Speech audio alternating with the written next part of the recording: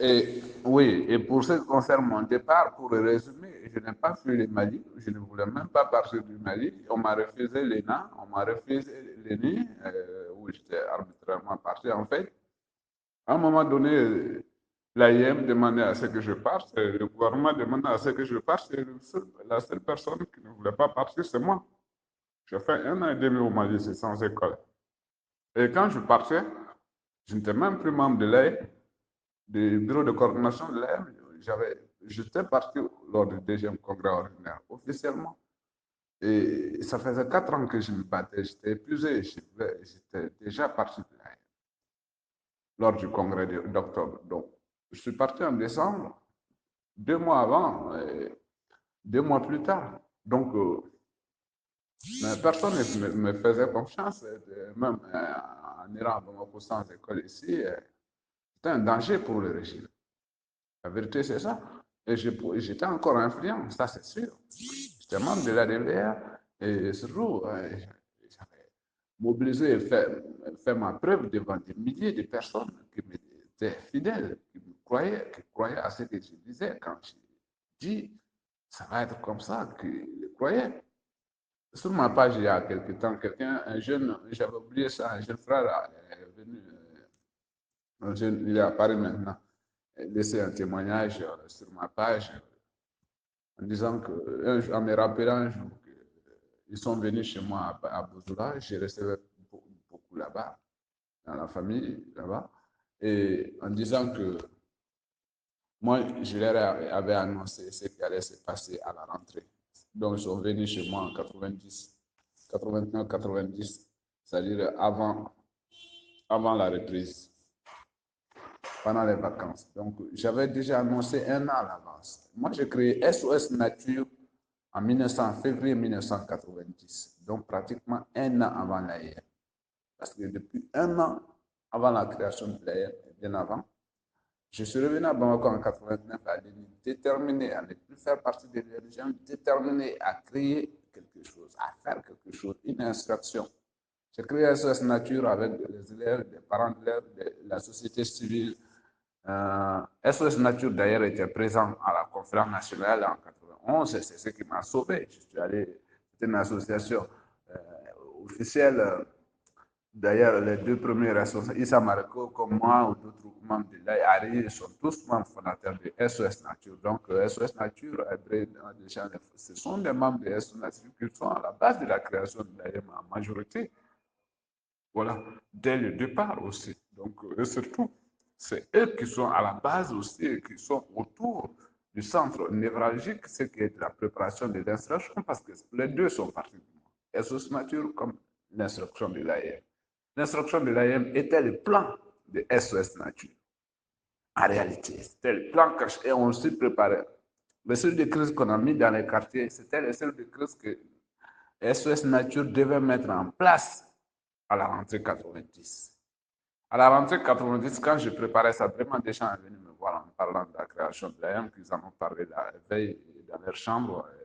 Et voilà, il faut le faire.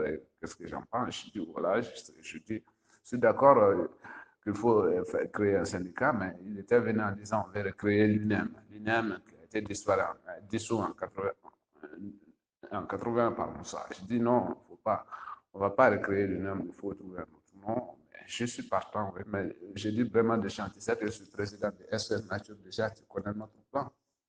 Il dit, oui, mais ça ne va pas être un autre LGM, on va se battre pour l'augmentation des bourses, on va se battre pour les conditions, on va s'opposer, il a dit surtout, on va s'opposer à l'UNGM et les remplacer dans les écoles. J'ai dit, parfait, je suis partant.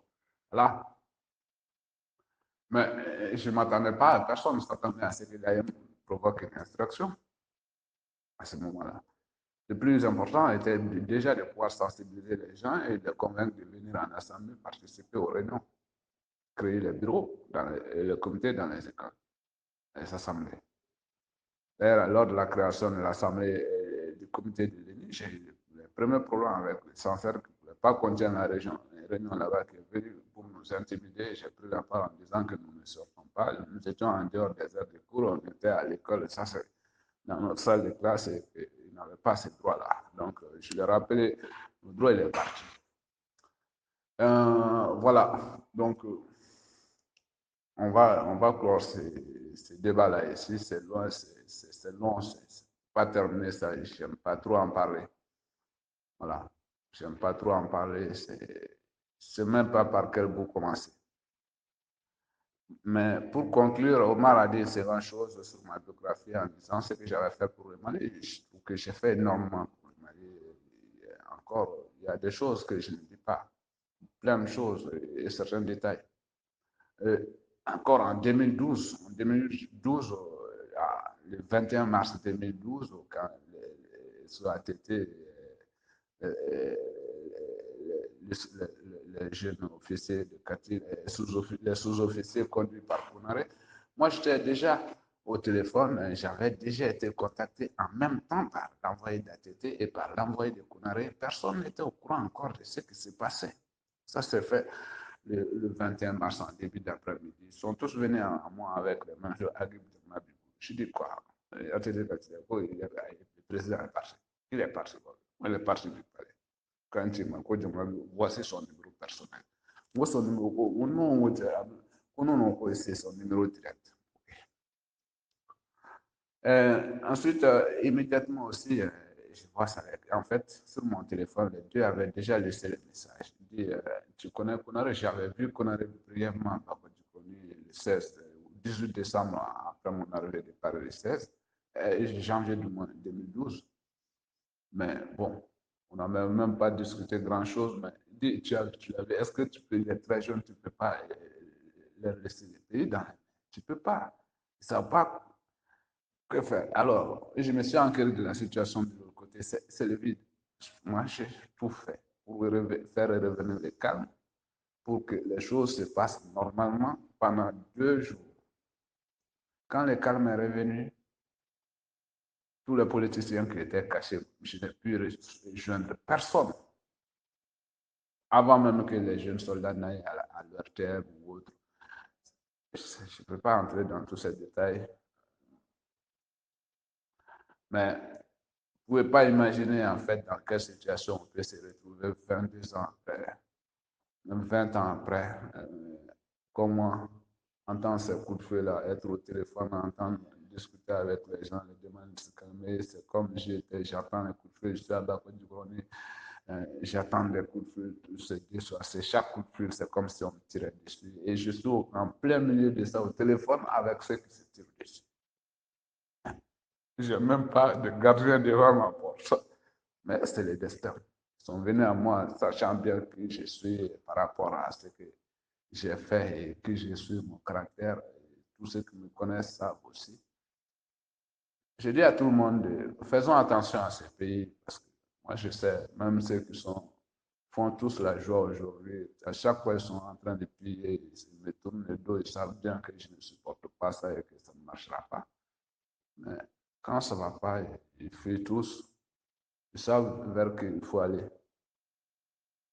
Voilà, ils le savent. Je n'ai pas dirigé l'AM du 19 mars jusqu'à la chute de Moussa pour rien. Les gens n'ont pas eu confiance en ce que j'ai dit pour rien. On sait qui je suis. Ceux qui, au final, m'ont remis leur destin en main, qui étaient même certains de mes ennemis jurés, savaient qu'ils pouvaient compter sur moi. Je suis comme ça. Donc, on ne se refait pas. Mais le destin joue de tout. Moi, je ne pouvais pas imaginer me retrouver dans ce scénario-là en 2012, après tout ce qu'on a fait pour ce pays, pour cette démocratie, voir l'état dans lequel elle est tombée, voir la mentalité des gens dans la rue, voir la mentalité des dirigeants au pouvoir, voir comment la politique même a perdu son sens, comment le mot démocratie est devenu commerce et comment les notions de liberté politique, les notions de liberté tout court, de dignité, comment tout cela est passé à la trappe. L'exil ne m'a pas fait à moi que du mal.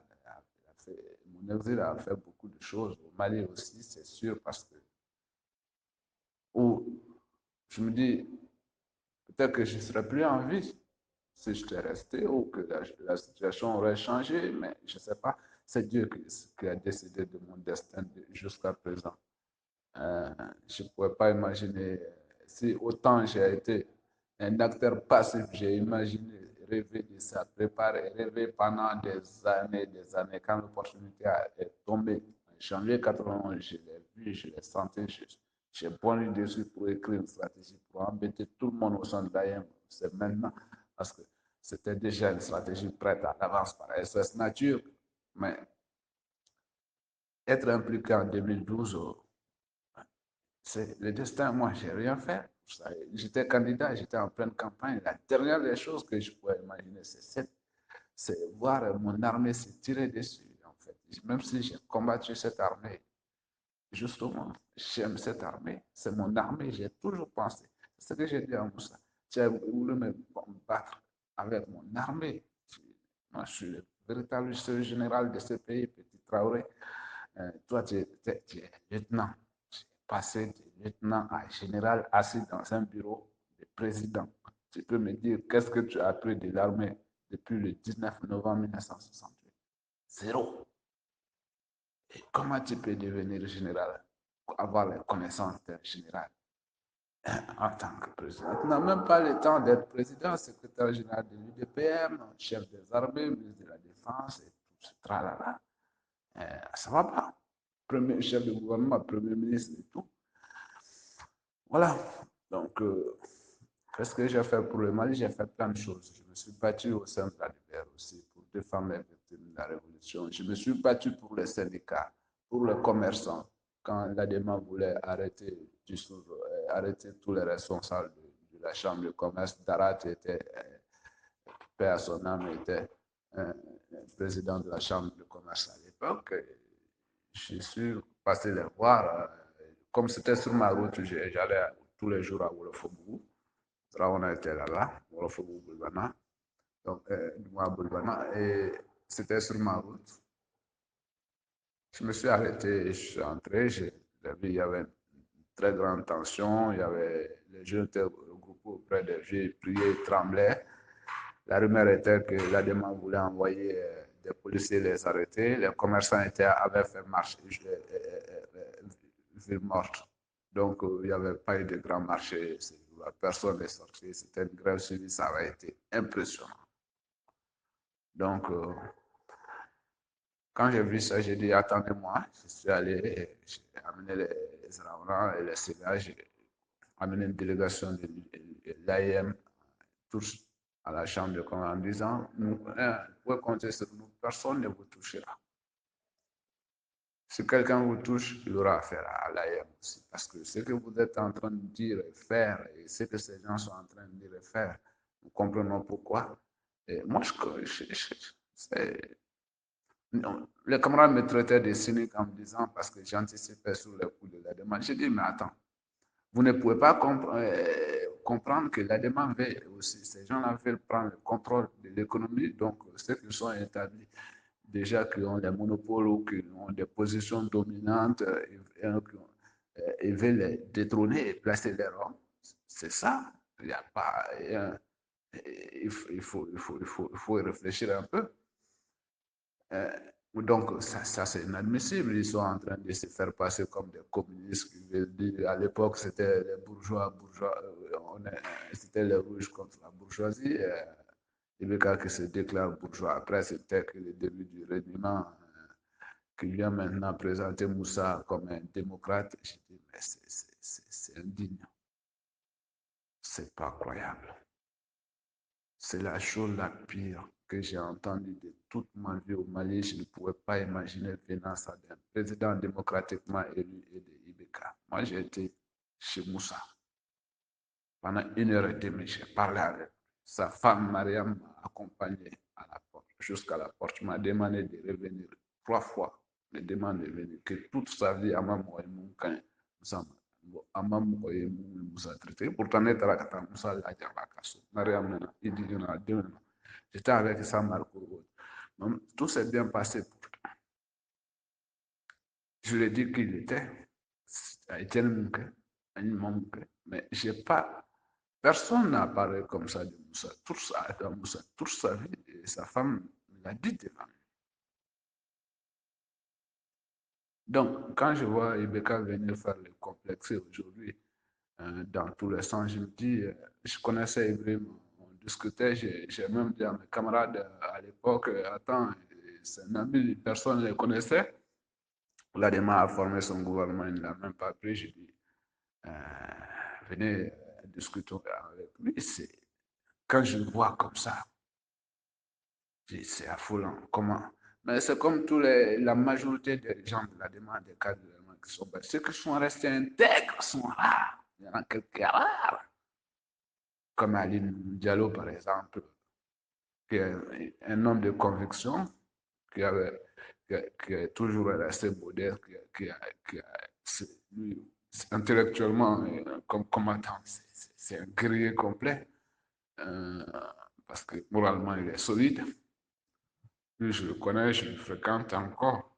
Sinon, les autres, c'est très difficile pour moi même d'aller les voir quand je vois leurs conditions de vie, tout ce qu'ils ont. Et quand je vois comment ils ont eu ça et à quel point cela est contraire à toute ma foi, à toutes mes croyances politiques, économiques, culturelles, historiques, religieuses, philosophiques, tout ce que tu veux. Voilà. C'est terrible. Donc aujourd'hui, c'est la reconstruction. Euh, j'ai perdu tous mes amis à cause de l'exil, mais peut-être ça, c'est aussi le destin. Parce que si on veut préparer l'avenir, finalement, qui a été toujours ma préoccupation, au fond, moi, je crains les choses d'aujourd'hui, mais ce qui me met encore beaucoup plus dans une autre dimension, c'est l'angoisse, la peur que je ressens pour les générations à venir, la vie sur Terre, dans les décennies, les siècles à venir. J'essaie d'imaginer ce que va devenir l'humanité dans 100 ans, 1000 ans. C'est affolant, ça peut être effrayant, mais je vais surtout, avec ce genre de préoccupations et les projections aussi, je peux imaginer, voir déjà ce que mon pays deviendra dans 10 ans, 20 ans, 30 ans, 50 ans, avec une précision rare. Et comme j'ai vu, les gens me rappellent, me répétaient tout le temps, même une semaine avant, 3 jours avant, Moussa est parti. Si on sort encore, il est parti. J'en étais d'une sérénité totale, d'une certitude totale. Je ne sais même pas comment expliquer ça aux gens. À quel point je savais, j'étais tranquille là-dessus. Rien ne m'était forcé. Je savais qu'on gagnerait contre la dictature. Et pourtant, les gens considéraient, imaginer de la cela comme de la folie. Je me bats aujourd'hui parce que pour, hein, le mouvement aérien, c'est une reconstruction totale, mais c'est une vision élargie aussi. Parce que l'exil m'a permis finalement de prendre beaucoup de recul que je ne pouvais pas prendre dans le fait de l'action ici. Ça m'a donné une autre ouverture, pas seulement sur le monde que j'ai visité, mais plus sur moi, sur mes origines, au plus profond. J'ai compris pourquoi mes grands-pères au village ont tout fait, surtout mes grands-mères. Je n'ai pas connu beaucoup de grands-pères, j'ai connu des vieux. Mais mes grands-mères me racontaient l'histoire créole. Pourquoi j'aimais toujours venir, les autres enfants aimaient plus les contes. Moi, j'aimais écouter, par exemple, certaines de mes grand-mères me dire simplement les origines de chaque maison du village, euh, me raconter, voilà, c'est jusqu'à Yesodaba, qui était roi du Tchénoui, jusqu'à Kébet Nama, qui est le fondateur, et ainsi de suite. Mais déjà, le savoir pour le village a été déjà, était, c'était comme un conte pour moi quand j'étais enfant. J'ai compris l'importance de tout ça, mais ça, ce n'est pas des choix, c'est juste le destin. Donc, il faut rester toujours humble aussi. Je prends ces choses-là comme ils arrivent.